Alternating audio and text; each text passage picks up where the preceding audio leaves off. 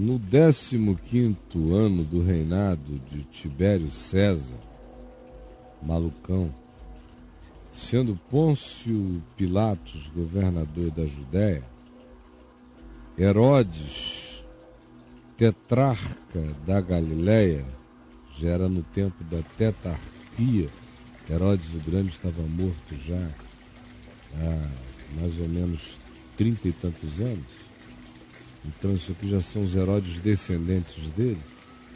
Herodes, tetrarca da Galileia, o seu irmão Filipe, tetrarca da região da Itureia e Tracônites, lá no extremo norte, onde hoje é Albânias, e Lisânias, tetrarca de Abilene, todos herodianos, sendo sumos sacerdotes Anás e Caifás ainda, veio a palavra de Deus a João, chamado depois de Batista, aquele João, filho de Zacarias e de Isabel, recebeu a palavra de Deus como um ermitão solitário no deserto.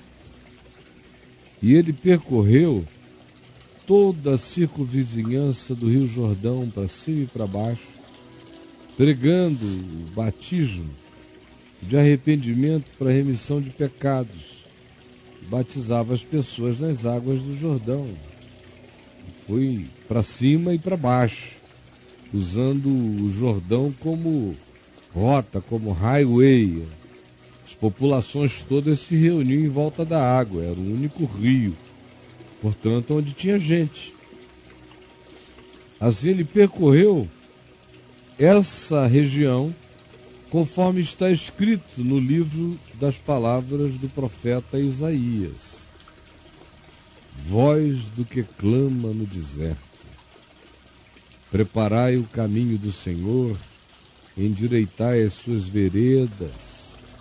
Todo vale será aterrado, e nivelados todos os montes e os outeiros.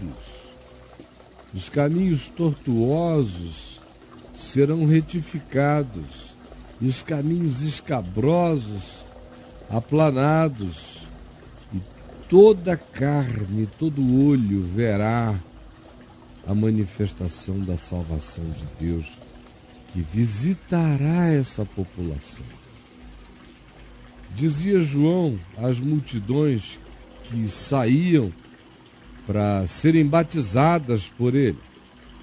Pensavam que se ele as batizasse, elas ficariam purificadas. Como sempre, o povo quer rito, quer mágica, quer um batismo que purifique, mas não quer converter a mente, não quer pensar, não quer entender, não quer a palavra, não quer o discernimento. Eles queriam a mágica batismal. Então, para essas multidões que procuravam João querendo o batismo como mágica, ao invés de ele ficar alegre, dizendo que bom, vou batizar milhares e milhares, ele dizia: o meu batismo não é mágica. Ele tem efetividade para quem carrega a mente e o coração convertidos, consciente, para quem deseja mudar os seus caminhos. Portanto, a esses que procuravam batismo como mágica, João dizia: raça de víboras.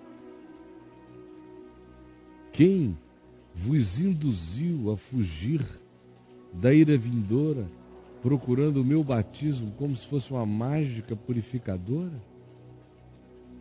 Produzam frutos dignos de arrependimento. Se vocês de fato querem ser batizados, mostrem que vocês mudaram de mente, mudaram de atitude.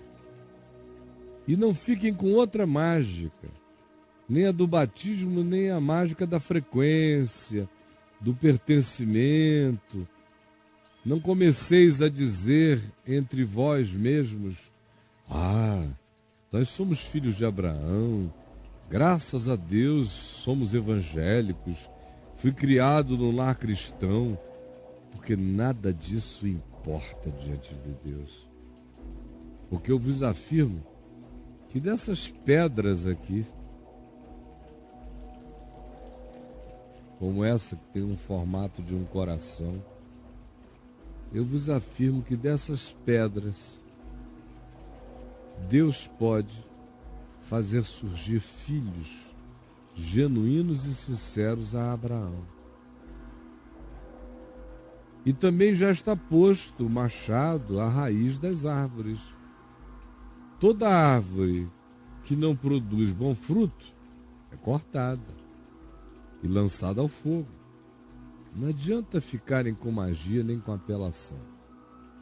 To be or not to be, é ou não é?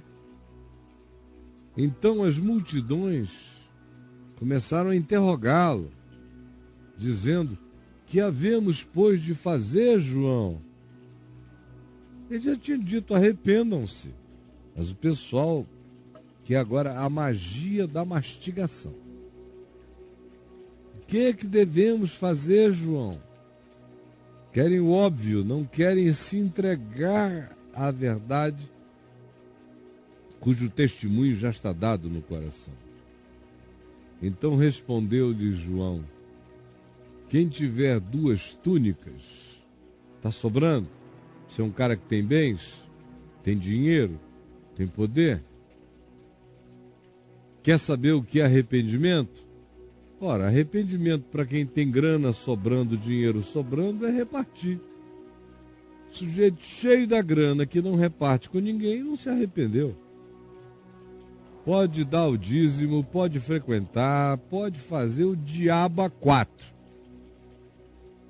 Mas se justamente naquela área onde você encontra a sua segurança, a sua confiança, onde você deposita a sua divindade de repouso, que são os bens, você não tiver a coragem de repartir com quem não tem, nenhum arrependimento te aconteceu. Também, se você tem comida sobrando, tem bens sobrando, e encontra gente com fome, não venha me perguntar o que você deve fazer, você sabe o que fazer. Socorra quem está com fome, e pare de ser idiota, e não venha querer protelar sua conversão me fazendo uma pergunta, outra pergunta, outra pergunta. Também vieram a ele cobradores de impostos corruptos, que trabalhavam para os romanos, a fim de serem batizados, e quando ouviram João dizer: raça de víboras, quem vos induziu a fugir da ira vindoura? Produzi, pois, frutos dignos de arrependimento? Eles perguntaram: mestre, e nós? O que nós havemos de fazer? Respondeu-lhe João: não cobrem mais do que o estipulado, parem com a corrupção. Corrupto, dizendo que se converteu, tem que parar com a corrupção.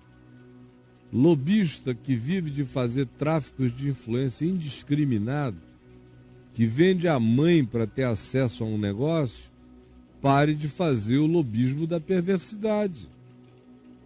Funcionário público que vende ágios e cobra ágios e serviços para adiantar o lado de outros, pode ser presbítero, diácono ou pastor, não conhece o Evangelho, enquanto não mostrar o seu arrependimento e o fruto do seu arrependimento, atendo-se apenas ao estipulado. Também soldados, PMs, federais, civis, militares, lhe perguntaram: e nós? Que faremos? Estamos pensando em criar uma associação dos soldados crentes. É isto? Que faremos? E ele lhes disse: não, a ninguém maltrateis, porque vocês maltratam a beça o povo, abusam, usam a farda, são perversinhos. Não aceiteis nem façam denúncia falsa, nem plantem evidência contra o próximo, nem caiam no corporativismo falsário, que incrimina o pobre para vocês se verem livres das suas próprias culpas. E também contentem-se com o que vocês ganham, ao invés de roubarem os ladrões. Era o mínimo que João Batista dizia para quem vinha querendo saber qual o significado do arrependimento. O arrependimento é mudança de mente que começa alterando as minhas idolatrias, as minhas importâncias supremas, os meus cultos, as minhas seguranças, os meus poderes, aquilo no que eu estribo o meu sentimento de poder. Encontro com Deus que não produza arrependimento, começando nessas áreas, não foi encontro com Deus. Zaqueu, por exemplo. Quando foi que Jesus disse, hoje entrou salvação nessa casa? Foi quando Zaqueu disse, vou começar uma reunião aqui em Jericó. Já combinei, inclusive, com Pedro, ele vai passar por aqui. E nós vamos fazer uma grande reunião que vai começar aqui em casa. Foi assim? Ou foi quando Pedro disse, Senhor, decido ser um dizimista fiel do teu grupo.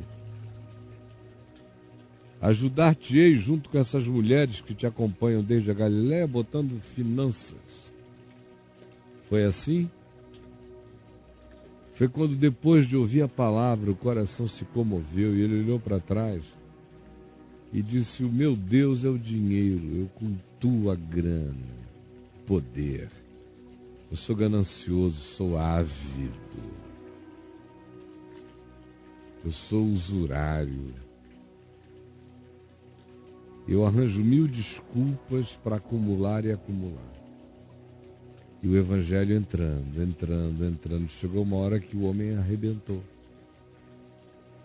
E aí ele se levantou e disse, Senhor, eu decido dar metade dos meus bens aos pobres. Metade.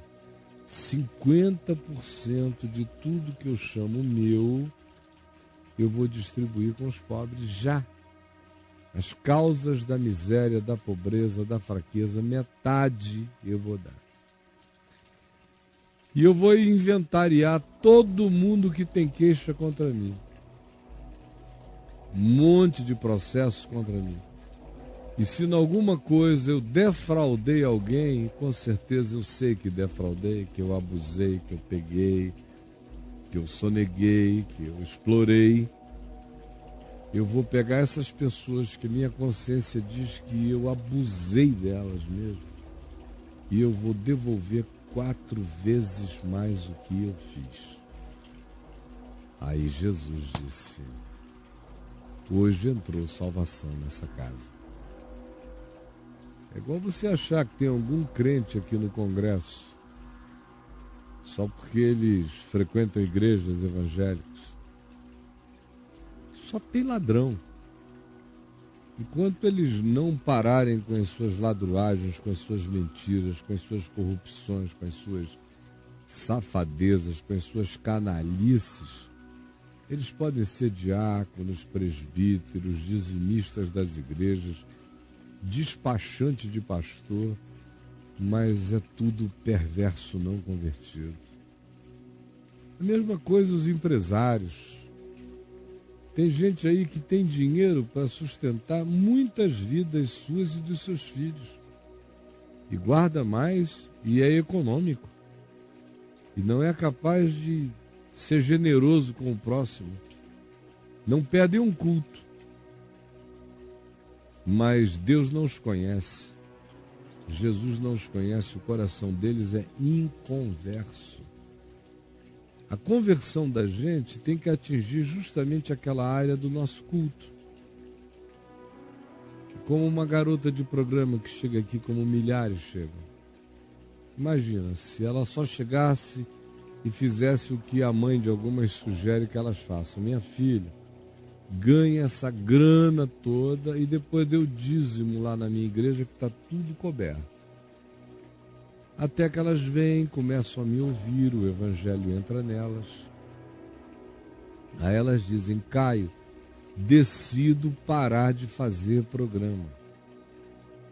Aí eu digo: hoje entrou salvação nessa casa. Porque é justamente a área da tua idolatria, do teu culto, a área nevrálgica da tua vida. É o pastor que cultua a grande igreja, o grande ministério dele. Aquilo para ele é um bezerro de ouro. E ele acha que porque ele trabalha dentro do bezerro de ouro, se serve do bezerro de ouro, come o dinheiro do bezerro de ouro, ele faz parte das coisas de Deus, mas não, ele é só um grande idólatra pastoral.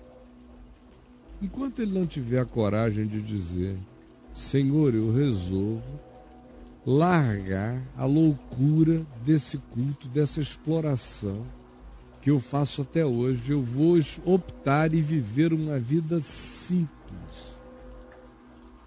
Vou zerar minha mente e vou me converter à pureza do Evangelho e tornar-me apenas um discípulo do teu amor e vou crescer na palavra. Enquanto não fizer isso, Jesus não vai poder dizer: hoje entrou salvação na tua casa. E você pode sair pegando esse aplicativo e jogando-o em cima do que você queira. O seu arrependimento terá sempre que começar pelo lugar do seu culto, pelo lugar das suas maiores importâncias, pelo lugar da sua idolatria. E que o Espírito Santo abra o seu entendimento e que meramente pela leveza dessa palavra que eu acabei de dizer, sem nenhum esforço humano, apenas conversando com você, crendo no poder constrangedor do Espírito Santo, eu peço ao Senhor Jesus que realize aquilo que nenhuma sessão psicológica, terapêutica, que nenhuma opressão de juiz, que nenhuma ameaça de cadeia, que nenhuma fala da mulher ameaçando te deixar hoje de manhã produz ou produziria em você. Mas que o Espírito Santo realize agora, produzindo um constrangimento, acendendo uma luz inapagável, gerando praticamente um horror provocado pela verdade em você.